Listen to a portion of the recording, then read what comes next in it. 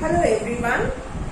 Today we are starting with a new topic in the chapter Life Processes, that is Human Excretory System. Now while doing the process of respiration, we learned how oxygen is taken in and carbon dioxide, which is a waste, it is excreted out.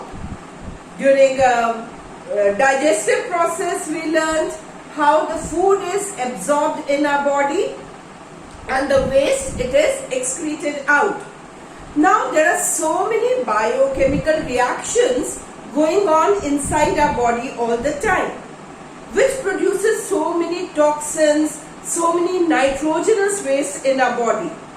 That also has to be excreted out.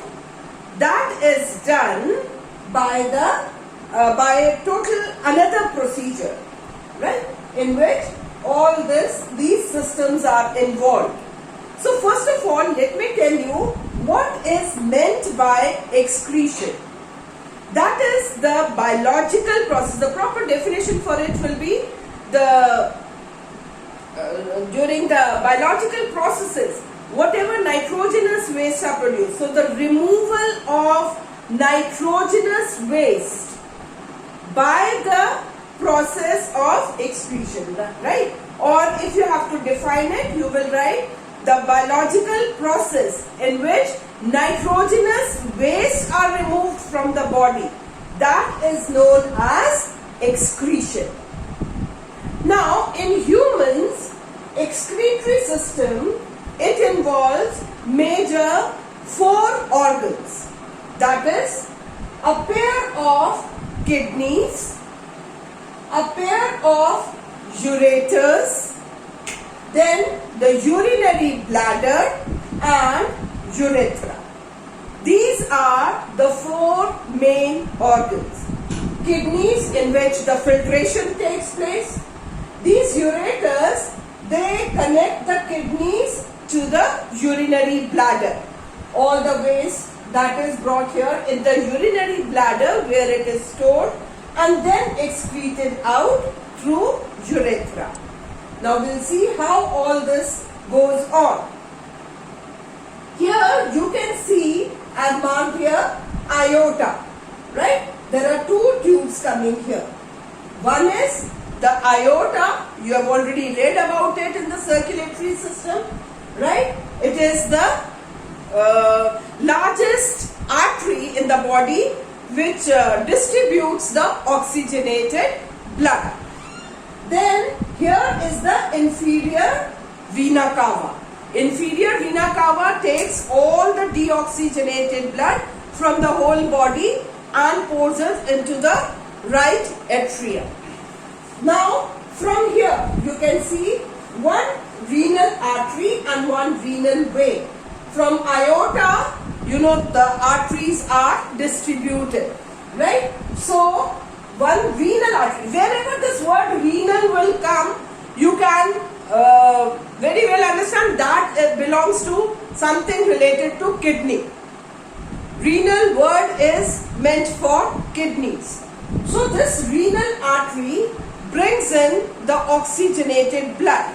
But when it is bringing the oxygenated blood, along with it, it brings some toxins also and some nitrogenous waste in the form of urea and uric acid. Mainly urea and uric acid to the kidney. Here the filtration will take place.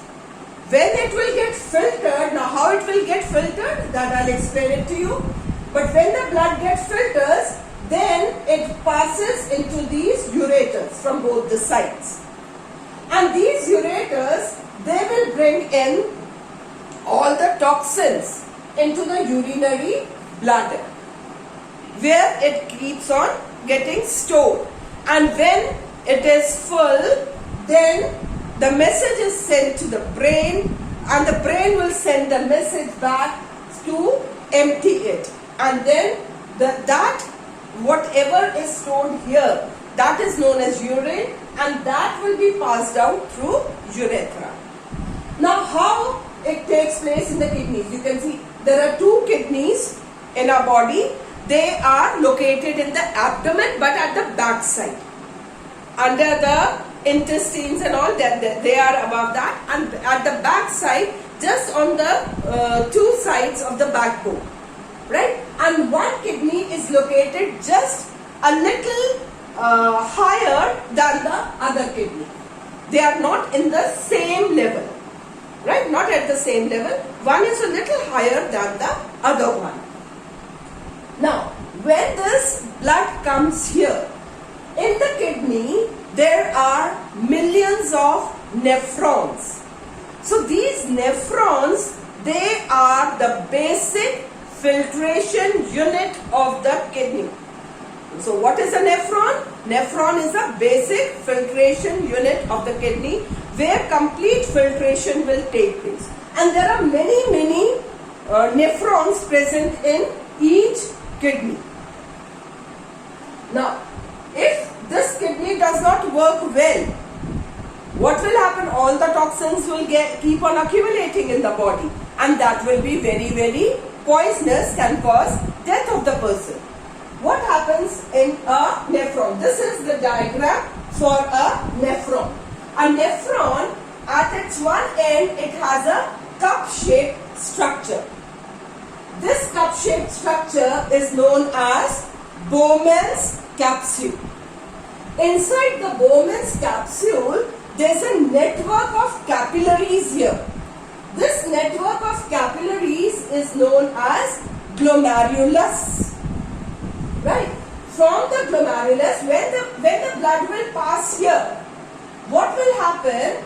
All the useful products, or you can say this glomerulus actually acts as a sieve, जिसको छलनी बोलते हैं. तो यहाँ से छन के जाएगा blood. तो जितने उसमें blood cells होंगे, red blood cells, white blood cells, plus the proteins, that will remain here only, right? And the other filtrate will pass through. So what is the other filtrate known as? That is known as the initial filtrate. The initial filtrate which will pass from here, that will contain many useful products also, like glucose, amino acids, salts of potassium, salts of sodium, and lots of water. Plus, of course, these are the useful products. Plus, it contains urea and uric acid also. Right? Along with these useful products, it contains urea and uric acid also. And about 180 liters of initial filtrate is produced in our body every day. In an adult human being, 180 liters is produced every day. So this is what is produced initially. That will pass. Now this is the nephron. It is having a coiled structure here, which is known as proximal convoluted tubule, right? And then it passes into a long tube and form a U-shaped structure. This is known as Henle's loop. Henle's loop. Then again it is coiled here. This is known as distal convoluted tubule. It is coiled so as to increase the surface area, right? And then this passes into a collecting duct.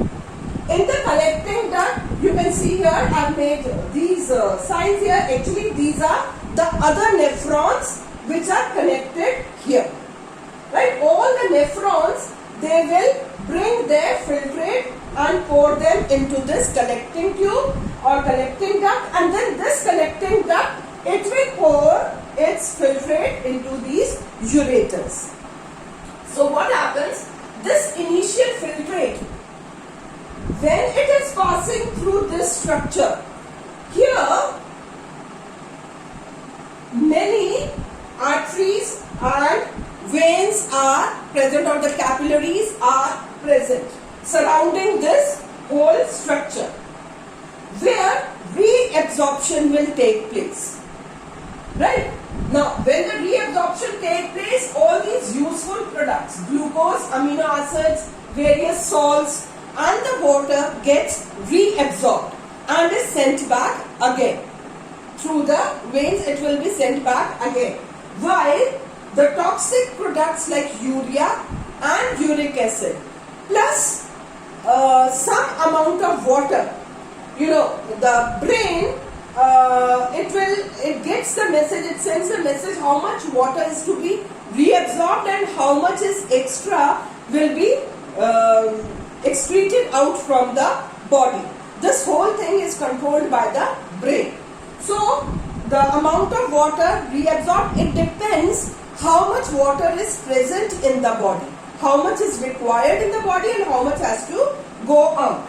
So these useful products, they will be reabsorbed, and rest, urea, uric acid along with some water, that will pass into this collecting duct, and from the collecting duct it will come here in the ureters.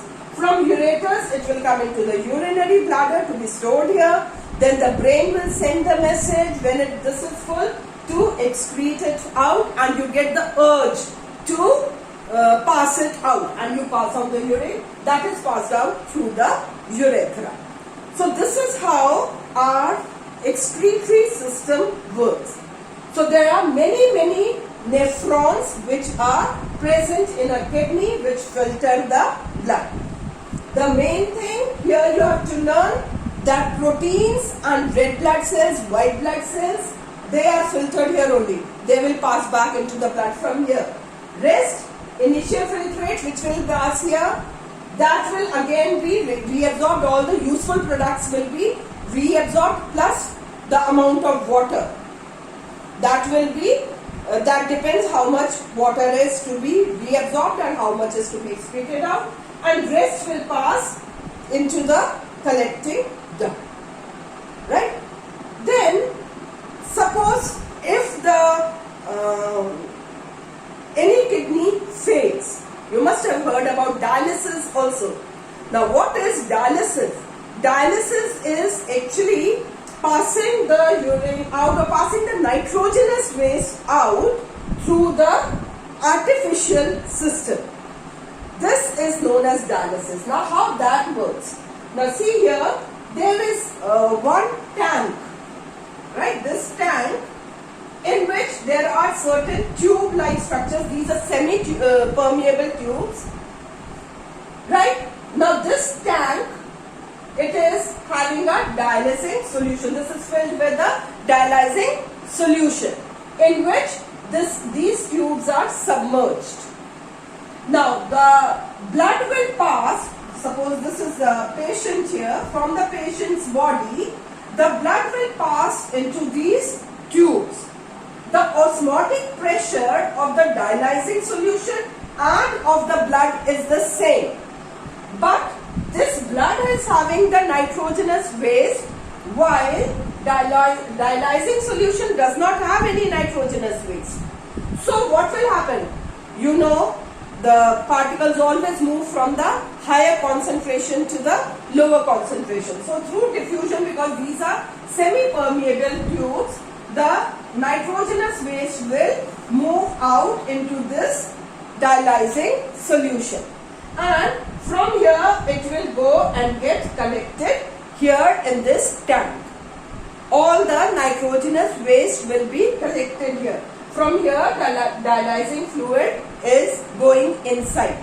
And the purified blood, after all the nitrogenous waste is removed out, is sent back into the patient's body again. So this is how dialysis is done. Right?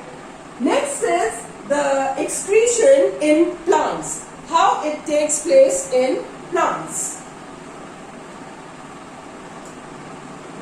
Now, in plants also, you have learned that during photosynthesis, carbon dioxide is taken in and oxygen is released out.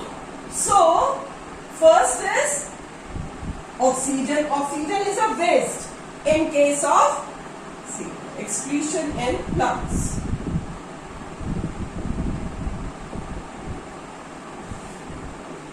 Oxygen is a waste in plants, so that is excreted out during the process of photosynthesis. You know how the stomata keep on opening and closing, and the gaseous exchange takes place.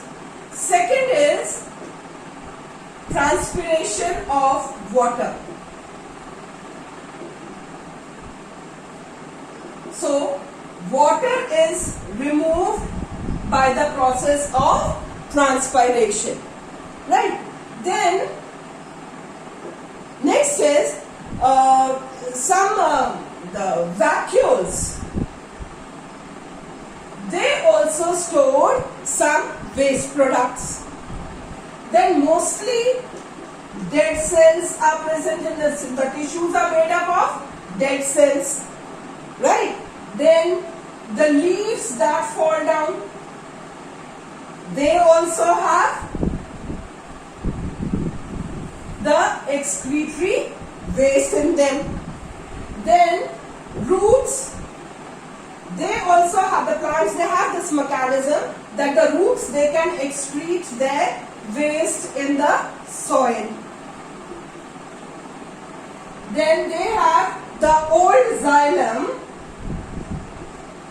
that is the bark of the trees. They also have raisins and gums. So these are the various ways in which plants excrete their waste, right? So that is all in this chapter. We have finished this chapter of life processes now. We have done the various processes. We did nutrition, respiration, then circulation, and last of all the excretory system. So if you have not understood anything, you can write in the comment box. I'll try to answer your queries. And if you have liked my videos, don't forget to like, share and subscribe my channel. Thank you.